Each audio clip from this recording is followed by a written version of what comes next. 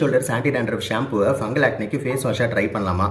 ஆக்சுவலாக அதில் இருக்கிற ஒரு ஆன்டி ஃபங்கல் இன்க்ரீடியன்ட்னால நீங்கள் அதை ஃபங்கல் ஆக்னிக்கு ஃபேஸ் வாஷாக ட்ரை பண்ணலாம். பட் அதுக்கு முன்னாடி இந்த 5 விஷயத்தை தெரிஞ்சுட்டு அதுக்கப்புறமா அதை ட்ரை பண்ணுங்க. அதில் உங்களுக்கு இருக்கிறது பாக்டீரியல் ஆக்னியா இல்லை ஃபங்கல் ஆக்னியா அப்படிங்கிறது தெரிஞ்சுக்கோங்க. ஏன்னா அது ரெண்டுத்துக்கும் டிஃபரன்ஷியேட் பண்ணுறது ரொம்பவே கஷ்டம். ஒருவேளை உங்களுக்கு பாக்டீரியல் ஆக்னி இருந்து அதில் நீங்கள் இந்த ஃபேஸ் வாஷை டெய்லி யூஸ் பண்ணீங்க அப்படின்னா அதுவே உங்களுக்கு இன்ஃப்ளமேஷன் அதிகமாக்கி ஆக்னி அக்ரவேட் ஆக வாய்ப்பு இருக்குது. ரெண்டாவது, ஹெட் அண்ட் ஷோல்டர்ஸ் எங்கேயுமே அவங்களோட வெப்சைட்லையோ இல்லை வேற ஏதாச்சும் ஆட்லையோ அவங்களோட ஷாம்புவை ஃபேஸ் வாஷை யூஸ் பண்ணலாம் அப்படின்னு ப்ரொமோட் பண்ணல. நாம தான் அதில் இருக்கிற ஒரு ஆன்டி ஃபங்கல் இன்க்ரீடியன்ட் வச்சு ஒரு ஆஃப் லேபிள் யூஸ் அதை ட்ரை பண்ணிட்டு இருக்கோம். ஸோ அதனால ரிசல்ட்ஸ் கண்டிப்பாக கேரண்டீட் கிடையாது.